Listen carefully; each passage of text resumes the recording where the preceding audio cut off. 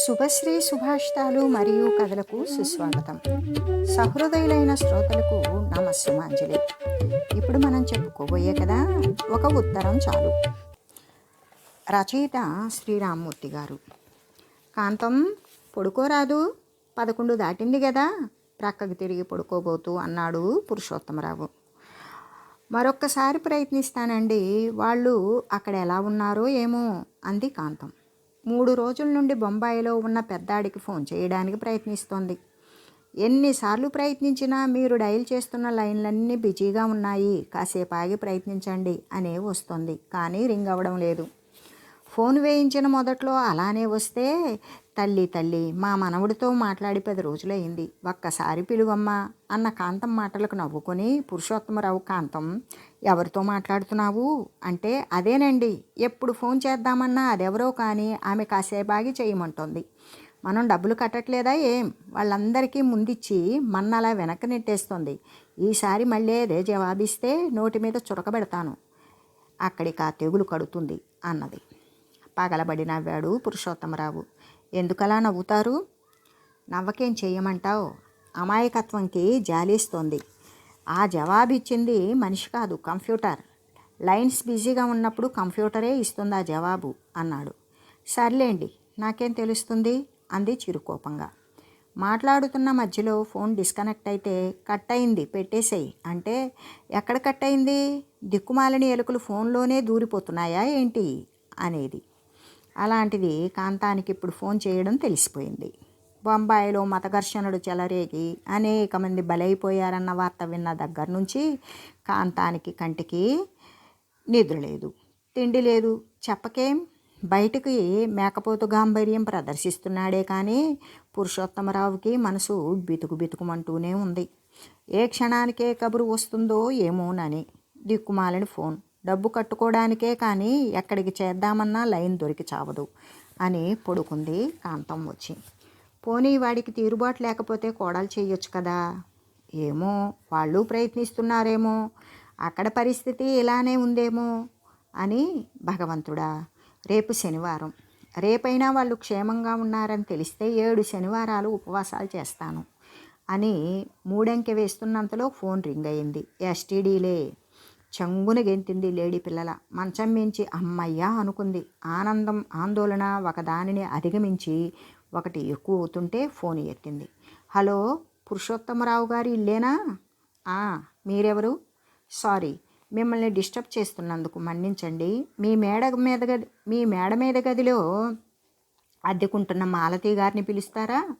ఉదయం నుంచి ట్రై చేస్తూ ఉన్నాం, లైన్ దొరకడం లేదు. ఎంగేజ్ వస్తుంది, ప్లీజ్ శ్రమను కోరుకదు అన్నదామె. ఆనందం అనగారిపోయింది. పొంగే పాల మీద నీళ్లు. సరే, లైన్లో ఉండండి అని చిరాకు పడినా తల్లి గుండె తడిసి ఆమె కూడా తనలాగే ఎంత బాధపడుతుందో అని మాలతిని పిలుచుకొచ్చింది. ఆమె ఫోన్ అందుకుంటూనే, అమ్మా, ఇంత రాత్రి ఎందుకమ్మా ఫోన్ చేస్తావు? పాపం వాళ్ళకి నిద్రాభంగం కదూ అని మందలించింది. నాకు తెలుసమ్మా, చెల్లికి సంబంధం కుదిరింది, ఎక్కువ సమయం లేదు, ఎల్లుండే ప్రధానం. నువ్వు, అల్లుడు, పిల్లలు రేపటికల్లా వచ్చేసేయాలి, ఉంటా అని ఫోన్ పెట్టేసింది.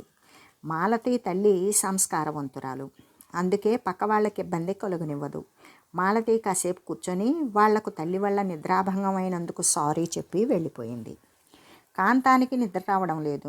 కొడుకెలా ఉన్నాడో, అసలు వీడు ఉండేదే అల్లర్లు ఎక్కువగా జరిగే ప్రాంతంలో. ఏదో ఆలోచన వచ్చి లేచింది. మధ్యప్రదేశ్లో ఉన్న చిన్న కొడుక్కి ఫోన్ చేసింది. రింగ్ అయింది. హలో, నేనమ్మా ప్రసన్న, అత్తగారిని. ఏంటి సంగతి? మామయ్య గారికి కానీ బాగలేదా? ఎంత అర్ధరాత్రి ఫోన్ చేస్తున్నారు అంది. పేరుకు ప్రసన్నలక్ష్మే కానీ ఆమెతో మాట్లాడడం అంటే కాంతానికి భయం. నోటికి ఎంత మాట వస్తే అంతా అనేస్తుంది అనుకున్నట్టే అయింది. రామరామ, అదేంటమ్మా మాటలు అని మంగళసూత్రాలు కళ్ళకద్దుకొని, ఏం లేదమ్మా, ఎవరి దగ్గర నుంచి ఫోనులు లేవు, ఎలా ఉన్నారో ఏమోనన్న కంగారుతో చేస్తూ ఉన్నా. అబ్బాయి పడుకున్నాడా అంది. లేదు, డ్యాన్స్ చేస్తున్నారు అంది విసురుగా. అంతలోనే, అమ్మా, ఏంటి ఇంత రాత్రి ఫోన్ చేస్తున్నావు అన్నాడు కొంచెం చిరాగ్గా. అబ్బే, ఇక్కడ అందరం బాగున్నాం, మీ యోగక్షేమాలు తెలియడం లేదు. నాన్నగారు నేను కంగారు పడుతున్నాం. నెలకోసారైనా ఫోన్ చేయకపోతే ఎలా కన్నా? అవును, అన్నయ్యకి ఫోన్ చేశావా? వాడి విషయాలు ఏమన్నా తెలిసాయా?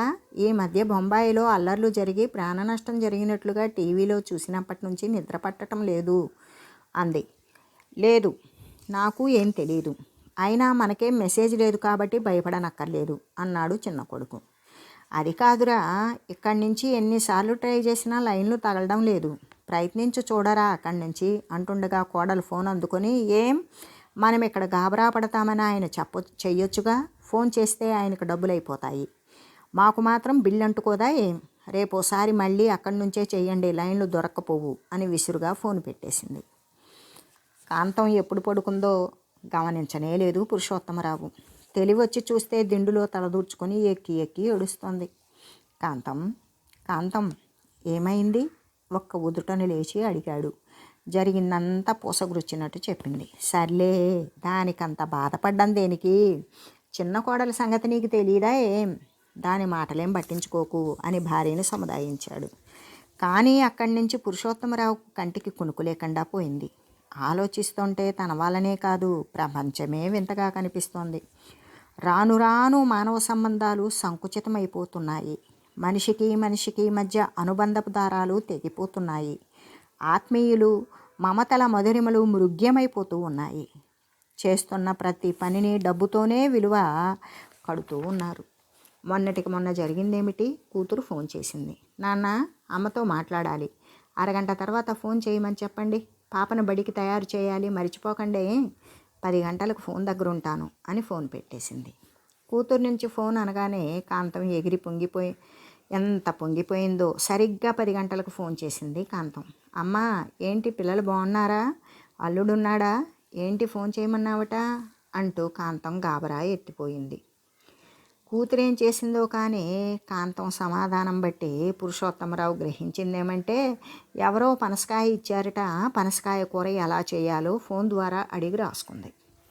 కన్న కూతురే, కడుపు తీపే. పురుషోత్తమరావు కాదనలేడు. కానీ అతనికి బాధ కలిగించిన విషయం ఏమంటే, ఏదన్నా అవసరం వచ్చి ఒకవేళ ఆమె మాట్లాడినా ఏ విషయం మాట్లాడకుండానే ఫోన్ పెట్టేమని, బిల్లు అంటుకుంటుందని ఫోన్ దించేసేదాకా హెచ్చరిస్తూనే ఉంటుందా? ఈ నెల మీ వాళ్ళకి 4-5 సార్లు ఫోన్ చేశాక బిల్లు మీ వాళ్ళనే కట్టుకోమను అంటున్నారు మీ అల్లుడు గారు అంటుంది. అందుకే తనకు అవసరమైన ఫోన్ చేసి పెట్టేసి ఇటు నుంచి చేయమంటుంది. అప్పుడు మాత్రం ఎన్ని కబుర్లైనా చెప్తుంది.